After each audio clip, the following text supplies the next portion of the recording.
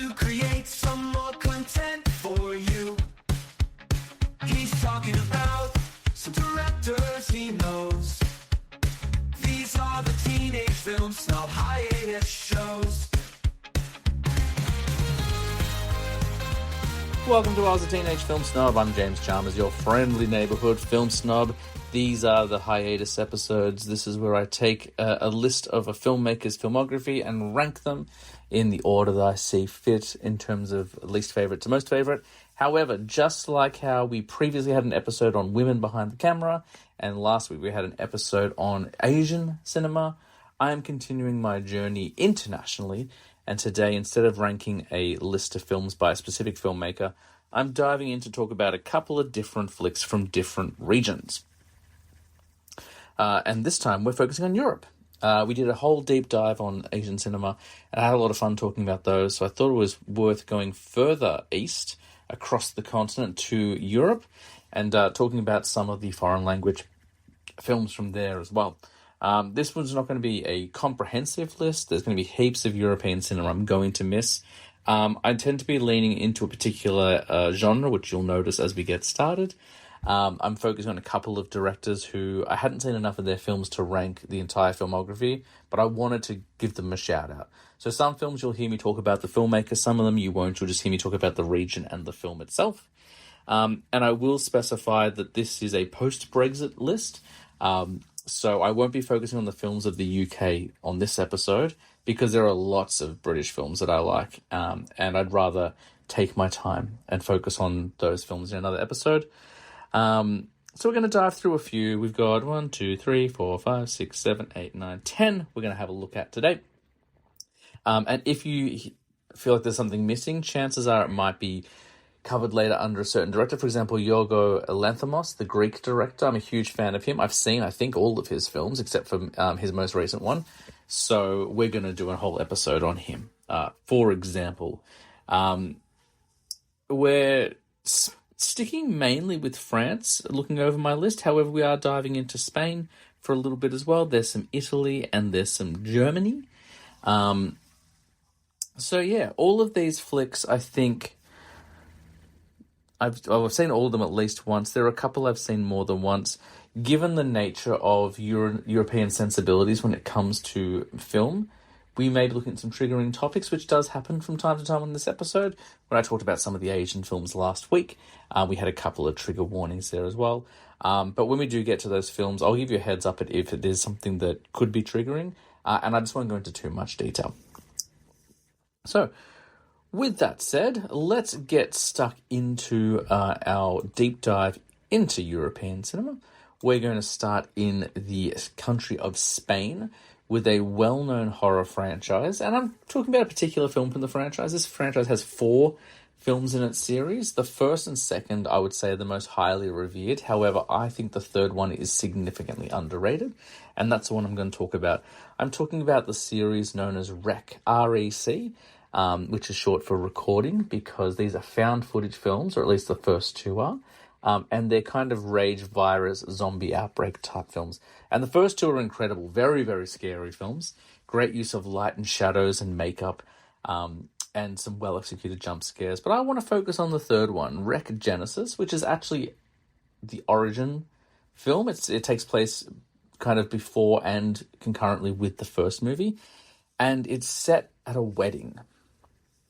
And I remember seeing the trailer for this over 10 years ago. And the thing I loved about the trailer and the poster is that the artwork featured the bride, and she'd torn her dress so her legs could move more freely, and she's holding a chainsaw. And if that isn't the epitome of badass, I don't know what is. So REC Genesis takes place at a wedding. It starts off as a found footage film, and then it switches styles to be more regular narrative and not found footage. It's shot like a regular movie. And it follows this married couple. We see them get married. They're frolicking and dancing and having fun at the wedding party, at the not the ceremony, the reception. And then after a series of events, they are separated, and they're forced to navigate the building in which their wedding is being held, avoiding obstacles and people trying to kill them, and just trying to get back to each other. It's actually a really sad movie because it is a love story at the center. It is about these two people who found each other. It just happens to be on the worst possible day you could get married when this outbreak begins. And the whole film, they're just trying to get back to each other and make sure they're safe while protecting their loved ones, seeing their friends and family fall to this virus. It's incredibly violent. There's a lot of gore, but no more so than an American slasher film. It's not particularly grotesque. It doesn't do anything that would give you the heebie-jeebies beyond anything normal. If you're not used to gore, then it might be a little bit unsettling, but it's certainly not the most extreme film on my list that I'm going to talk about today. But Wreck Genesis is a really great zombie flick. It feels a bit like a Resident Evil movie, even down to the outfits and weaponry of the bride, as I mentioned. And as I said, very sad, very heartbreaking, this film as well. The first time I watched it was before I was married, and it really got under my skin. And after watching it since being married, I can also relate to, I guess, being upset that my wedding is being destroyed by monsters, basically. So check out Wreck Genesis. Check out the whole franchise, particularly the first three. I've only seen Apocalypse once, which is the fourth one, and I don't remember it too well other than they're on a boat. But the first two are excellent, and 3 is really, really underrated. Jumping across from Spain, we're going to go to Italy now. We're going back to the 70s, and we're talking about the legendary director Dario Argento. He and a couple of other Italian filmmakers spearheaded a genre called the giallo genre, which is yellow in Italian. And these horror films are slashers. Generally, they're hyper-violent. They use extreme color within the films. A lot of flashing lights, blood that looks like red paint. Really big scores. And what I love about Dario Argento in particular is he utilized the music of an Italian band called Goblin quite a bit. If you've never heard of Goblin, they were this kind of like funk synth rock band in the 70s. They're still around today. If you go on Spotify, just look up the names of any of Dario Argento's films, and there's a track by Goblin. I really like the Tenebrae one. I think that's a really good track. Profondo Rosso, Deep Red is really good, and Suspiria is excellent as well. And they're just really funky and kind of out of control. And Suspiria is the story of a young woman who wants to join, I believe it's a ballet conservatory. So she's studying ballet. It's definitely dance. In the remake, which is equally as good, I really love the remake as well. But in this one here, in the remake, it's more kind of, I guess, a little bit more modern dance, even though it's set during a civil war. But this one, it's ballet. And what happens over the course of the film is certain members of the conservatory disappear, they get injured, they get hurt. There seems to be some sort of force from outside trying to get in and hurt them. And because it's a 50-year-old film, I don't mind spoiling it for you.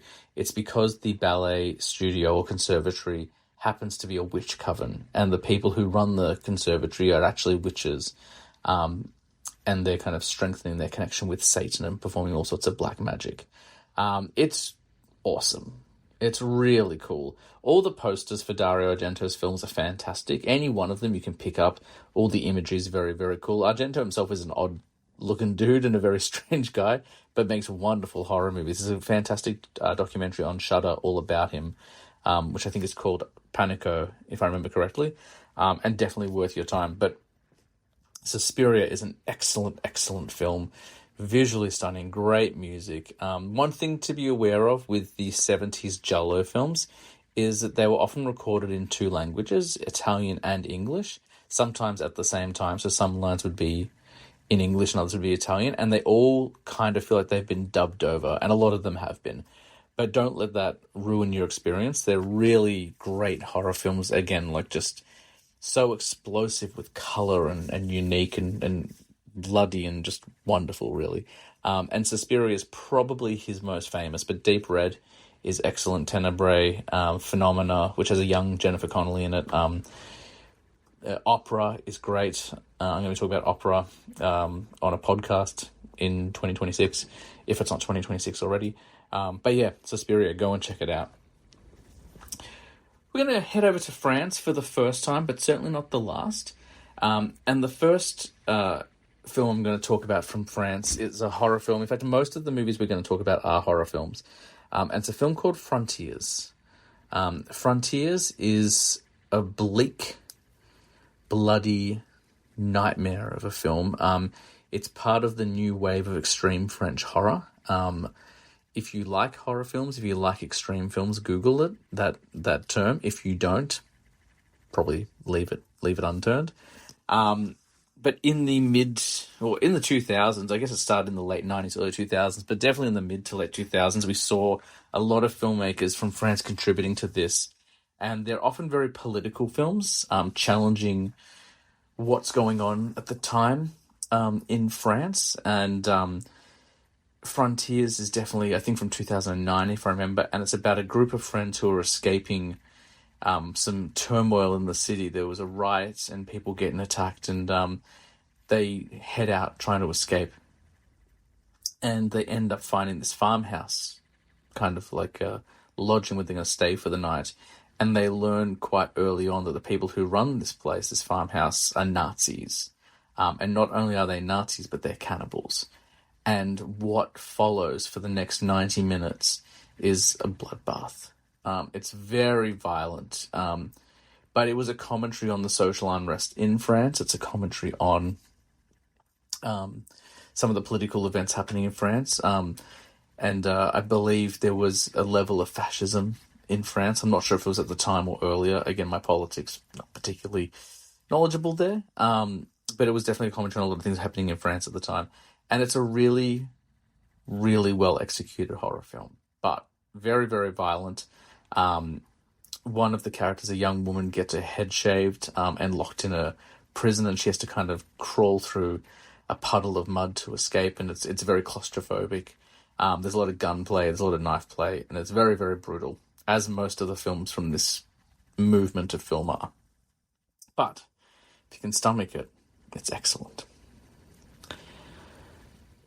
Now we're going to head back to Spain. And this film is not a horror movie. This is a film that I've wanted to watch for a long, long time. I finally watched it in 2024. I got my hands on it. It was a very hard film to get in Australia. It had a limited release. And when it came to Australia a couple of years back, or 10 years ago, whenever it was, very, very expensive film. And I couldn't really justify spending the amount of money that they were charging for it in Australia. And I tried to import it from the UK.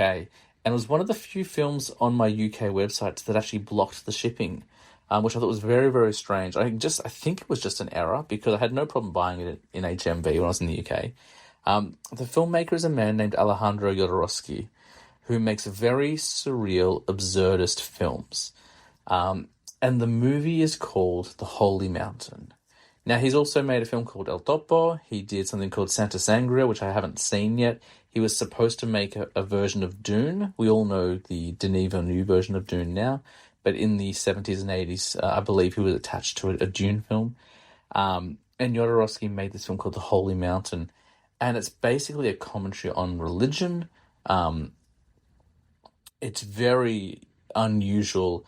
A lot of nudity, a lot of confusing kind of sexual imagery. There's a woman who has lions for breasts, like lions' heads for breasts and stuff like that. There's a lot of violence against animals, and it's just meant to be kind of a tale of man and man's relationship with religion. Beyond that, I can't really explain the plot, because the plot is not always very apparent. It's a lot of just confronting imagery, but it is an acid trip of a film, and I think everyone should check it out once just to see a movie like it. The Holy Mountain is completely insane, and the final act, the last 10 minutes of the film, people will, if you like absurdist cinema, if you like experimental film, you're going to love the last 10 minutes of this film. If that's not your bag, you are going to hate it. But either way, I think everyone should check it out, because it is unlike anything you've ever seen before. And I thought I was done with experimental cinema. There's a lot of experimental cinema I struggle with as I get older. I don't have a lot of patience for, but this one is something else. So if you haven't seen The Holy Mountain, prepare for a lot of confusing imagery and a lot of nudity, but also prepare for something you've never seen before. With that, we're going to head back to France. And in fact, the next 4 films are all French. A couple of them are from the same director. In fact, 3 of them are, but the first one isn't. The first one I'm going to talk about is a movie called Inside. And this is the first one I'm going to give a trigger warning to, because it's incredibly violent. I'll try and dance around some of the more graphic imagery. This is probably, of all the films that I have watched, I think this is the film I was most nervous to watch. Generally, when it comes to violent films, when it comes to controversial films, when it comes to extreme cinema, I do quite a bit of research before going in. I know that can spoil the experience, but honestly, I'd rather know what I'm getting myself into, so that way when it does happen, I can make a decision whether I want to watch the film or not. And I don't think, this film I'm going to talk about is almost 20 years old. It's not like it's a new film. The spoilers were already out there. But this is the one I was the most nervous to watch. There are other films I'm nervous to watch that I probably won't watch. This is one that I felt I probably could handle, but I just needed to prepare myself. And this movie is called Inside. Inside follows the story of a young woman who's just lost her husband. The film opens with a car crash. And in that car crash, her husband died, and she's pregnant with their unborn child. And the film then picks up a few weeks later, and it's Christmas time. It's Christmas Eve, in fact. And she's still mourning the loss of her husband. She's quite depressed. And she's obviously not excited for Christmas. And she just wants to spend the night alone in her house. And then not too late into the evening, she receives a knock at the door from a woman who makes it pretty clear early on that she wants the unborn child. She wants to claim the baby as her own. She wants to steal this baby by any means necessary. And what starts as a kind of pseudo home invasion, kind of creeping outside the window film, fastly becomes a brutal quest to steal this woman's baby by any means necessary. And when I say any means necessary, I mean she wants to take it from her tonight, on the night while it is still inside her. Hence the word inside. There's not much more I can say without giving it away and going into trigger warnings again, or kind of triggering imagery, but I will say this is maybe one of the most violent films I've ever seen. It's incredibly bloody. Not particularly gory. There's not a lot of guts or brains or anything like that. I wouldn't say it's as gory as Saw. Those Saw films, or Hostel. I talked about Eli Roth's films a few episodes back. It's just blood. But there is a lot of it. And the places it's coming from is quite disturbing. That being said, it's incredibly well made. It's visually a great looking film. It's a heartbreaking story when you find out the motivations of this woman who's trying to steal the baby. And it has one of the most shocking endings to a film I've ever seen. Watch it with your own risk. And if you are curious about the film based on what I'm saying, maybe do a bit of a Google search, a bit of a read up, and see whether it's for you. Because it might be, but it also might not be. So have a look into it, and if you feel comfortable enough to give it a go, go for it. But I know there are plenty of people who won't, simply because of the subject matter and the outcome of the film. But Inside is an incredibly well-made film, and you would never catch an American filmmaker creating a film like this. Maybe a UK filmmaker, but I just don't see it happening in America. Heading to my next French film. This is the shortest film on the list. This one's actually just under an hour. The lady who plays the villain in Inside returns in this movie. The film is called Lux Eterna. It is directed by Gaspar Noé, who is a German-French filmmaker. He's a filmmaker I've been a fan of for a long time, but he makes some incredibly controversial stuff. This is actually maybe the least controversial film he made, but it's still going to challenge its audiences because it's shot like a documentary, but it's definitely not. It follows the story of these two women who are actresses. In fact, they're playing themselves, if I remember correctly, and they're being interviewed about this production they're about to head into. And it seems very nonchalant. It doesn't seem like it's really leading anywhere for the first half an hour, 40 minutes. And then the finale of the film, and I will spoil it for you because this is not a film about plot. It's not a film about story. It's more about the experimental aspect and what they're trying to achieve and how they're trying to make the audience feel.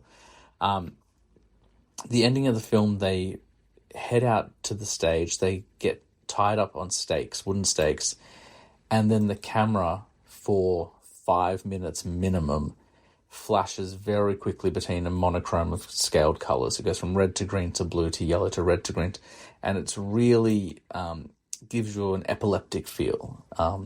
It's overwhelming. The sound and the color is so intrusive, it makes you feel quite nauseous. And I remember when I watched a film called Enter the Room a few months back when I interviewed Harry, who directed that film, I was talking to him about how his film felt like a Gaspar Noé film. And I was thinking of Lux Eterna. That ending, it's not a scary film, it's very experimental. It's not, there's nothing kind of really to worry about. Anyone could probably watch the first half an hour, 40 minutes. There's a little bit of nudity in there and stuff like that, but it's just a couple of people talking behind the scenes of this movie, and then the final act just floors you. But that's what Gaspar Noé does in all of his films. He uses color and light and sound to make the audience uncomfortable, and with Lux Eterna, it's a complete success. I'm going to stick with Gaspar Noé for the next two films. The next one I want to talk about is Climax. Climax is an incredible film as well. It follows a troupe of dancers who are preparing some sort of routine. The first 10 minutes is just the dance routine, and it's fantastic. It's so well choreographed and immersive, you just can't look away. But then after the dance routine is over, they're getting prepared to have a bit of an overnight party. They just kind of blow off some steam and hang out with each other. And what happens, or what is revealed very early on in the film, is that someone has laced the drinks with acid, and they all start going insane. They lose their inhibitions, they lose their respect for each other, they start attacking each other and doing crazy things. They hurt each other, they accuse each other of being responsible for lacing the drinks with drugs. And the reason why I give a bit of a trigger warning on this one is it does cover some taboo subjects. A child dies in the film, which I read about in advance. I was really nervous watching it. But then when I watched the film, I found that it all happens off screen. It's all implied.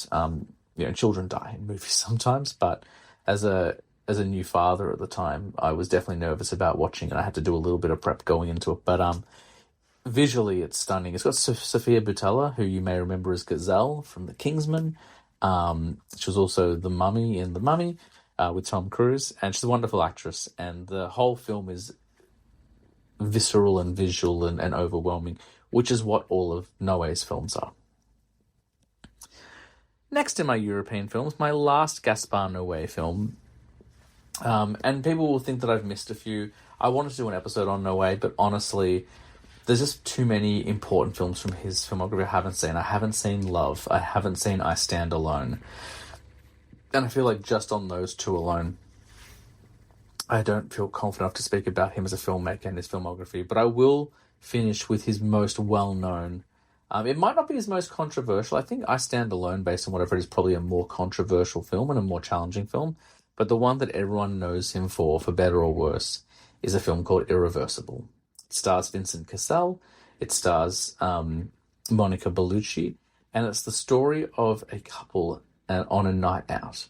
Except the film is told in reverse, and it covers a very horrific topic. A very horrific attack occurs with Monica Bellucci's character. The camera is very static during that scene. It's about 10 minutes long, and it's brutal. That, however, is not the only brutal scene in the film. I'm not going to even use the word. I'm not a fan of the word. I don't like using the word. It's the one that begins with R. I'm sure you know what I'm talking about.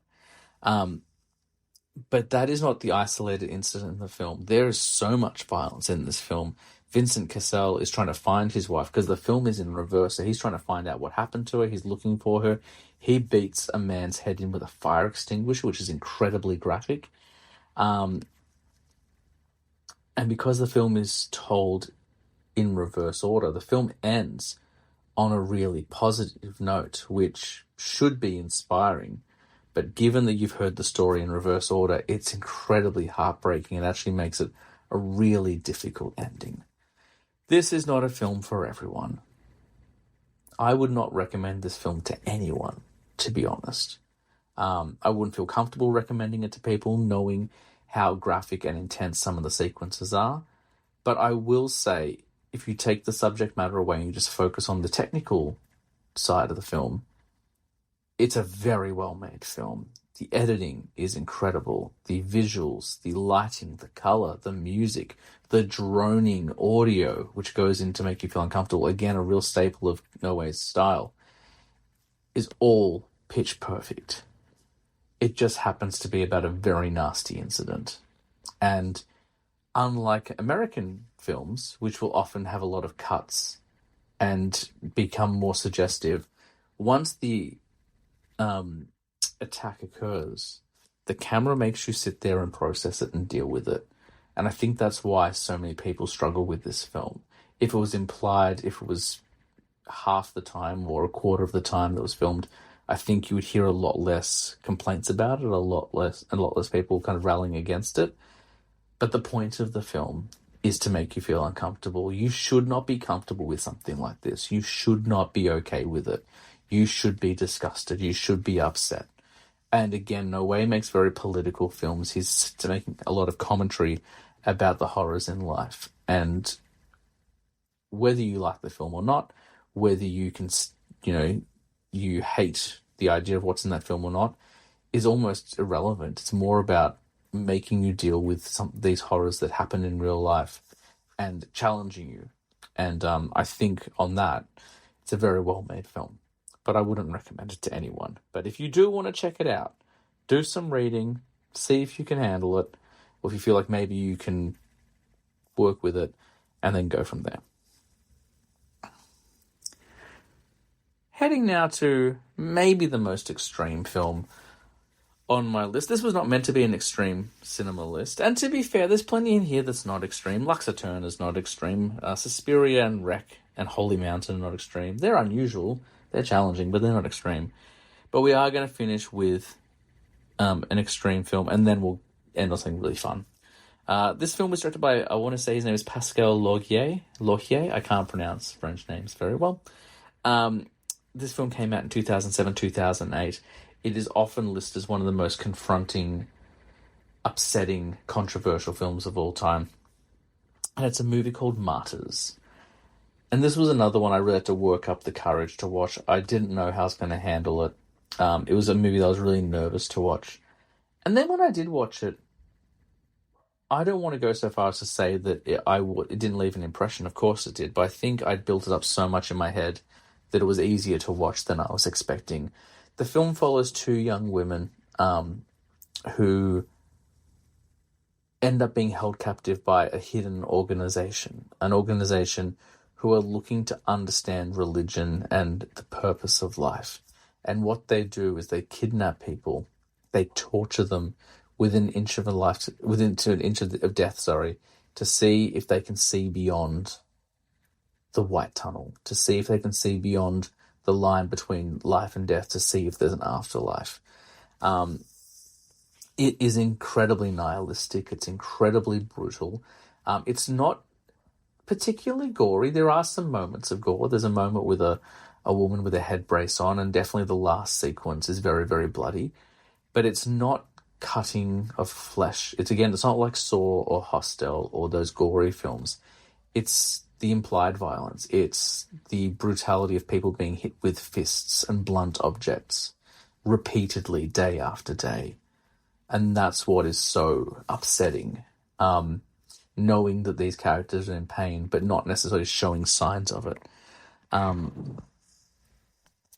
I can't recommend this one to anyone either. I'm sorry. It's not for everyone. I've talked to a couple of friends about it. I've got a friend in particular, and she says she prefers to watch I Spit on Your Grave compared to this film. And we had a very colourful argument, a very friendly argument about it, but I vehemently disagreed. I was like, I would prefer implied violence over what that film is. But I put up a poll and no one agreed with me. So make of it what you will. I could be in the wrong here. It's a very brutal film. It's not really for anyone. But it doesn't come close to the stuff that Sensory was talking about on her episode a few months back. And finally, in my list of European films that I recommend, We've looked at a lot of nasty ones today. Some not so nasty, as I mentioned before. A couple of nice ones in there, or at least intriguing, interesting, different. But definitely a lot of more triggering, nastier ones. So let's pick one that the whole family can watch. Maybe not 5-year-olds. My daughter would definitely be terrified by this one. But definitely once they're a little bit older, maybe 9 or 10, they could watch this one in the comfort of their own home. And I recommend all people watch this film because it's just a lovely kind of reminder of the past and where, filmmaking first began. It's from the early years. It's from the 1920s. This is a 1922 German film from director F.W. Murnau. I'm not quite sure how to pronounce his last name. And it is, of course, Nosferatu. Not to be confused by the Robert Eggers Nosferatu, which is also a fantastic film. I'm talking about the original Nosferatu from 1922. It is a silent film, which means it utilizes a lot of title cards in place of dialogue. It just has a piano score for the entirety of the film. The film runs for about an hour, 10 minutes, maybe an hour and 15 minutes. There's big makeup. The slides, because there was no color film back then, are all monochrome. They've kind of been tinted. Max Schreck in this role is incredible. He's such a visual, physical actor. They use light and shadows to make him scary. Because all the dialogue is on title cards, there's not too much dialogue in there, which is really good and makes you just kind of enjoy it as a visual medium, which is what film was always meant to be. It was always meant to be a visual medium first and foremost. Dialogue and sound and everything like that came later.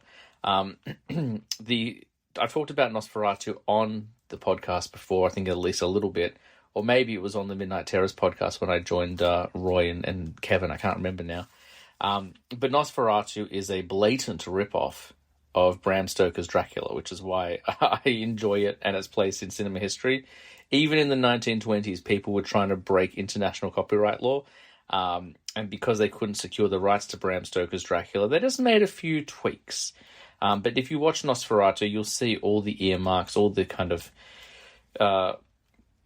pivotal moments from the novel do show up in there as well. Orlok traveling by boat from America to the UK, from the Carpathian Mountains to the UK. Him kind of bewitched by and trying to put a spell on Mina, except her name's not Mina in this film, I can't remember what it is. Jonathan feeling kind of hapless and not being able to save the woman he loves from the spell of Count Orlok. It's an incredible film. And, we could go further back. We could look at Metropolis, which is a wonderful German film as well, another silent film. There are so many movies from Europe, from every era, that we could look at and enjoy. And this has really just been a sampling. So I recommend quite a few of these to you. There are a couple I can't recommend, as I mentioned. I'll go through them all one more time, and I'll let you know which ones I recommend and which ones might be a bit too much for some stomachs. So first we have Rec Genesis, which is the third in a franchise, a Spanish film. I would encourage you to watch the first two as well, but if you do struggle with scarier movies, maybe Genesis is a good place to start. It's an origin story, so even though it's the third film, you can watch this and you won't be spoiled too much. Next is Suspiria, the 1970s Italian film by Dario Argento. I would encourage you to watch anything by Argento. He makes fantastic films. Then we have Frontiers from France. Cannot really recommend this one, to be honest. It's pretty brutal. It's from the new wave of French extreme cinema. If you like your films bloody and violent and nihilistic, then go ahead and give it a go. But if that doesn't sound like your cup of tea, it probably isn't. Then from Spain, we have Jodorowsky's The Holy Mountain. A very experimental film, as I mentioned. Plenty of sex and nudity and absurdism. I would encourage people to watch this one. It's a weird one. It's not going to be for everyone, but you've also never seen anything like it. So I would 100% at least recommend giving it a go. If you have to turn it off because it's too much for you, I get it, but give it a try. Then going back to France, we have Inside. Inside, again, I would not recommend to anyone. If you like your films violent, bloody, and nihilistic, you can probably give it a go, but otherwise probably steer clear. Then we go to Lux Eterna from Gaspar Noé. I would recommend this one. It's pretty non-offensive. There's a little bit of nudity, I think. There's probably a bit of cursing, but it's not particularly violent, but a huge trigger warning for that final 5-10 minutes. if you do struggle with bright lights, flickering sound, or are epileptic, maybe give that one a miss. It is designed to overwhelm your senses, and it's very successful in doing so. Sticking with Gaspar Noé, we're also going to go to Climax. Climax, I think, is really good. It is definitely heavier than Lux Eterna, but I wouldn't put it in the French New Wave of extreme cinema. You can probably watch Climax and be okay with it, but it is very loud, it is very confusing, it's very chaotic. Then we go to one more Noé film. We've got Irreversible. I cannot recommend this one to anyone. However, I do think it poses a really important commentary on some of the darker elements of life, and it doesn't brush over them, it doesn't trivialize them, it actually confronts them and makes you deal with them. So I think it's a very important film in that way. I don't think it's gratuitous, but it's not going to be for everyone, and you might not be able to stomach, in particular, that 10-minute scene. Martyrs from France as well, another one on I would say, same rules. If you like it violent, if you like it nihilistic, if you like it really unpleasant, you can probably handle Martyrs. If not, steer clear. And then Nosferatu, as I said, fun for the whole family, PG rating, 1922, Murnau's famous Dracula ripoff, totally worth your time. I think more so than even my Asian cinema episode, there's so much we didn't talk about. I may end up doing a part 2 and looking at more European films later. Coming soon, I'll do a UK film list as well, because I did omit all the UK stuff, so we could focus on the rest of Europe. But yeah, if you liked this, if you have any recommendations for me, reach out. Thank you so much for listening and supporting the show as always. Hope you dug this one. Hopefully I can come up with some more lovely European films in the next episode. The UK, we're going to bounce around. Yes, there's going to be some horror films and some crime dramas and stuff like that, but there's also going to be some comedies, because you better believe I am not talking about the UK without talking about what we did on our holiday. But that's for another episode. So until then, thank you so much for listening. Support us on all the socials. Thanks for listening during the hiatus, and I will see you soon. But until then, as we say on this podcast, guys, I was a teenage film snob, but I'm trying to be better. I'll see you next week.